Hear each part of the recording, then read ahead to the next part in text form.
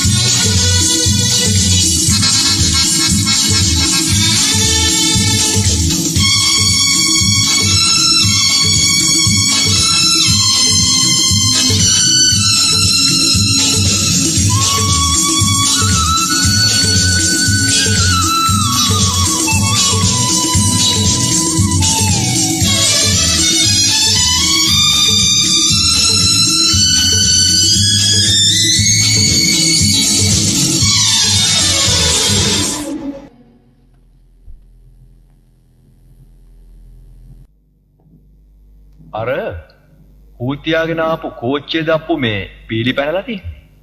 Sir මේ පීලි පැනල නෙමෙයි මේ පෙට්‍රල් බ්ලොක් එකක්. පෙට්‍රල් බ්ලොක් එකක්ද? එහෙම නැත්තම්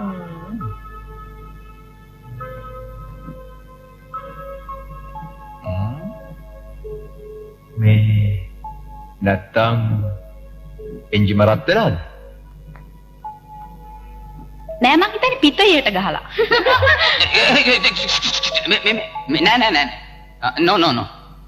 පිටේට ගහලා නම් මේ දුන් දාන්න ඕනනේ. අපි කොහොමද දන්නේ දුන් දානවද නැද්ද කියලා? ඕගොල්ලෝ ඉපේ බලන්න. මේ අපට අතපත ගන්න අවසර දෙනවද? කටිච්චකාරක පැත්තක මේ වුණාට මේ අපේ සර් නම් මේ රිපෙයාර් කරන්න යන්නේ මේ අර නෝනගේ බලියනේ. ඒ නෝනගේ බලියනේ රිපෙයාර් කරන්න යන්නේ. යකෝ කාට තිබ්බ පළේට නිකම් පච ගන්න නැතුව ගිහිල්ලා බොනට් එක කරලා බලපන් මොනවද වෙලා තියෙන්නේ කියලා වැඩේ කන්නේ නැත්. යාරකා ඔය බොනට් එක නෙවෙයි ඉස්සරහ බොනට් එක. ඒක දෙයක් අහන්න. සර් කෑ ගහන්න නැතුව ඉන්නකොස. වැඩක් බලාගන්න. මම දන්නවනේ. එන මම දන්නේ නැද්ද මේකේ ඉස්සරහ පැත්ත මොකද්ද පස්ස පැත්ත මොකද්ද කියලා. සර් මේ මොනවා කතා කරනවද මේ?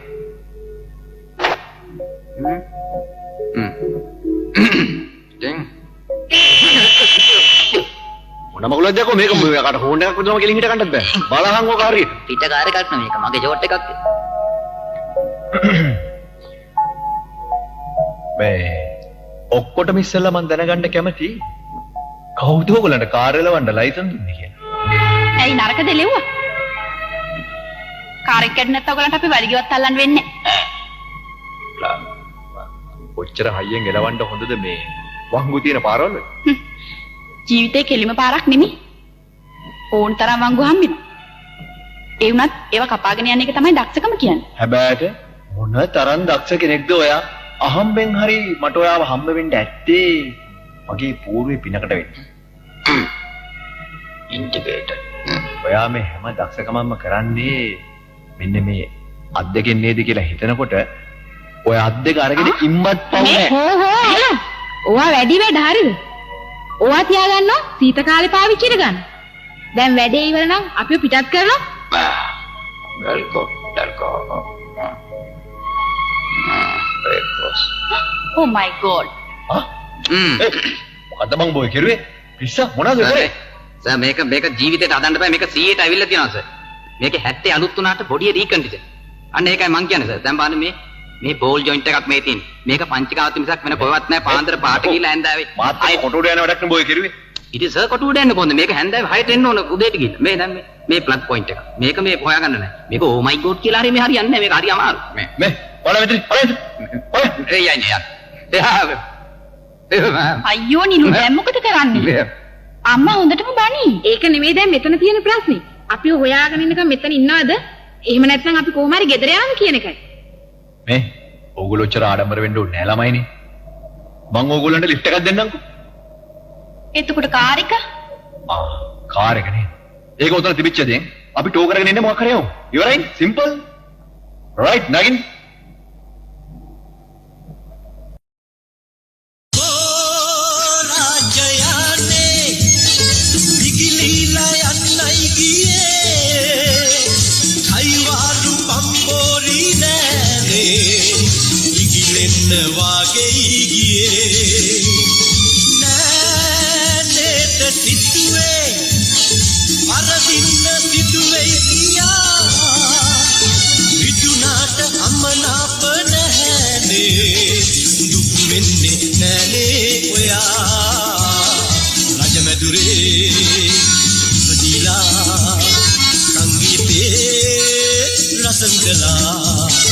යමු අපි සතුටෙහි වෙලීලා නැවුල් සිතේ නිවලා මග තොට දෙපසේ තරම මිසිතුසේ විසන්සලේ කිරියා රජමැදුරේ ඉපදිලා සංගීතේ රසවිඳලා රජමැදුරේ ඉපදිලා සංගීතේ රසවිඳලා රජමැදුරේ ඉපදිලා සංගීතේ රසවිඳලා රජමැදුරේ ඉපදිලා සංගීතේ රසවිඳලා මේ තියෙන්නේ අපේ මාලිගාව.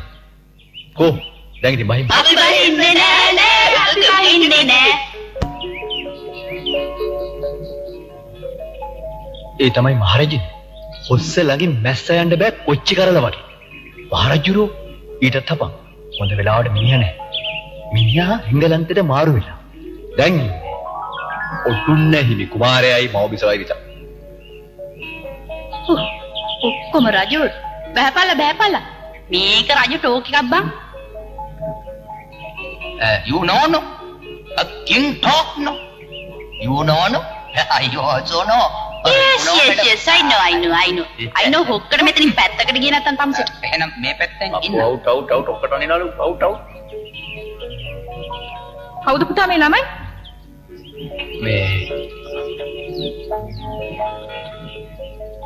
මේ අම්මේ මේගොල්ලෝ මේ අතරමං වෙලා හිටියා. කාර් එක කැඩිලා. ඉතින් අපි මේ හදලා දෙන්න කියලා බැලුවා. කෝ බෑනේ මේ සීස් වෙලා. මේ සීස් වෙලා මේ කාර් එක. ඒගොල්ලන්ට මේ ලිෆ්ට් එකක් දෙන්න කියලා බැලුවේ. ඉතින් ඔක්කොටම ඉස්සලා අම්මව හම්බ වෙලා මේ අම්මට කියලා යන්න එපා. ඒකයි. ලිෆ්ට් එක දෙන්නේ කොහටද? ඒක ඉතින් දන්නේ නැහැ මේගොල්ලෝ කියන තරකට තමයි. එතකොට මේ ළමයා ඒකවත් ඇහුවේ නැහැ. දොම්පෙටයන් කියලා කිව්වොත් එහෙත් ගිහලා බස්සනවද? අපොයි නෑ ඇන්ටි. මේ ඉච්චර දුර නෑ. අපි ඉන්නේ මේ ළඟ. අල්ලපු ස්ට්‍රීට් එකේ. ඒ කිව්වේ මේ පොබ්ස්ගේ වත්තේද? ඔව් අපි තමයි යාළගෙන් ගත්තේ. මොකද තාත්තගේ නම කිව්වේ? ජයන්ත සමරවීර. අයිසේ ඕගොල්ලෝම දැනගන්න ලැබිච්ච එක කොයිතරම් ලොකු දෙයක්ද? අපි යමු ගේ ඇතුළට.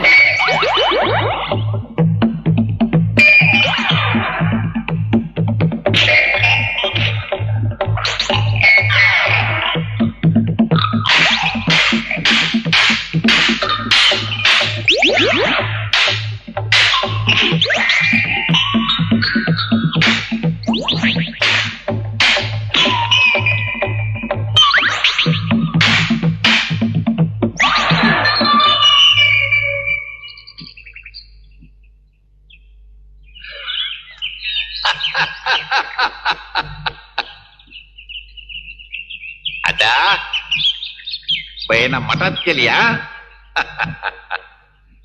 මට ඔබ ගැන හරිම ආඩම්බරයි රාජු.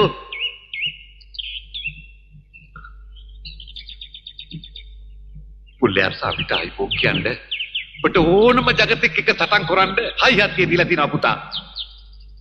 හැබැයි පුතා ඒ හයි හත්තිය අයුක්තියට අසාධාරණයට කාසි බලයට මහමුදලිකමට පාවා දෙන්න එපා පුතා. හැබැයි පොඩි මිනිහට අහිංසකයට අයුක්තියක් අසාධාරණයක් වුණොත් ඔබේ ජීවිතය ගියත් ඒකට විරුද්ධව සටන් කරපන්.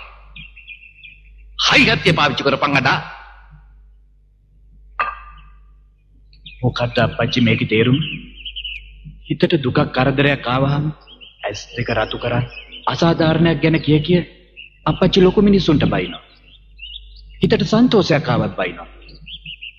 මොකක්ද මේ මිනිස්සු එපා වෙන්න තරම් උන්ගෙන් අප්පච්චිට වෙච්ච අසාධාරණය? අයුක්තිය. හැම දෙයකටම තැනක් වෙලාවක් තියෙනවා. ඒ වෙලාව ආපුවාම මම නොකියුවට ඔබටම තේරෙයි. මම මෙච්චර කාලයක් මගේ හිතයට හිර කරගෙන හිටියේ මොනවද කියලා. ඔබේ රූපය මහද තියා ගියා බල්ලයි දැල්ලි කිහිලි ගාගෙන මම්මයි පප්පයි නුවර ගියා ප්‍රේම ලෝකයේ නිවි ගියෝ.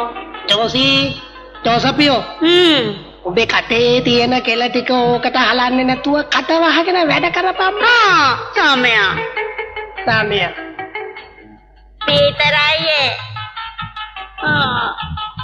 පීතරයෝ පීතරය නෙවෙයි පීට යකෝ ප්ලාඩි පීට. අනේ බ්ලැඩි පීතරයි කවදාද මාව මේකෙන් නිදහස් කරන්නේ? මොකෙන්ද? අනේ බ්ලැඩි පීතරයි අර මට හොයලා දෙන්නයි කිව්වේ. දෙන්නම් බං ළඟදිම හොයලා දෙන්නම්. පීටර් මේ මාකස් මහත්තයාට ඒක කරන් වරෙන්. හොඳයි මැඩම්. උග්ගුඩුවා වගේ කොහේ හරි ඉඳලා පාත් වෙනවනේ වෙලාවට. තා පොඩ්ඩෙන් මැඩම් අපිට දෙයියන කීක තමයි ඉන්න වෙන්නේ. ඒ මොකද? සෙකන්ඩ් ඩිවිෂන් එක හොර ගුහාවක් වෙලා ඉතිබුණා. හොඳ වෙලාවට මම ඔකන් එලෝ ගන්න. දැන් බලන්න අලුත්ෙන් වැඩ ගත්තන් පස්සේ මේ මාසේ ඉන්කම් එක ඩබල් වෙලා. වැඩි එකක් තියා. පොප්ස් මේක තුට්ටුවට දෙකට ඇඟේ ගැහුවේ. ඕකුගෙන් බේරගන්න බැරි කමටයි කියලා කියන්නේ. කවුද එහෙම කතාවක් කිව්වේ? ඔය ක්ලබ් එකේ කවුරුත් කතා කරන්නේ ඔය ගැන තමයි. ඕවා ඔය ගෑනු කියන කතා මාකස්. මම නම් ඔය එකක්වත් විශ්වාස කරන්නේ නැහැ. මිස්ටර් ෆෝබ්ස් වත්ත වික්කේ ඕස්ට්‍රේලියාවේ ඉන්නියාගේ දුව ළඟට යන්න හිතාගෙන. අනිත් එක මාකස් දන්නවනේ. අපි කොච්චර කලින් ඒගොල්ලන් ආශ්‍රය කරනවද කියලා. ඌවා ඉතින් මිනිස්සු කෙන කතානේ. ඒව වලින් අපිට වැඩක් නැහැ. අනිත් එක අපිට මේකෙන් පාඩුවක් කියලා නැහනේ. තාම නම් වෙලා නැහැ. පීටර් නෝනා වැඩක් බලාගනින්. හැම එකටම කට දාන්න එන්නේ නැතු. කොහොමද මිස් කායක? වරදක් නැහැ හොඳයි. ස්ටාර්ට් කරලා බැලුවද? ඔව්. මොකද්ද මාකස් වෙලා තිබුණේ? වෙන්න තියෙන ඔක්කොම. ඒ මිනිස්සු නම් කියනවා කාර් එක ගලවලා දෙන්නේ මකබාස් කෙනෙක් කියලා. කාර් එකේ කෑලි වලට විතරක් රුපියල් 2600ක්. රිපෙයාර් බිල 4000 ගන්න. කාර් එකේ තෙල් පොඩ්ඩක්වත් තිබිලා නැහැ මමි. ඒකයි එන්ජින් එක සීස් වෙලා තියෙන්නේ. උඹ එන්න පවට මමි කියන්නේ.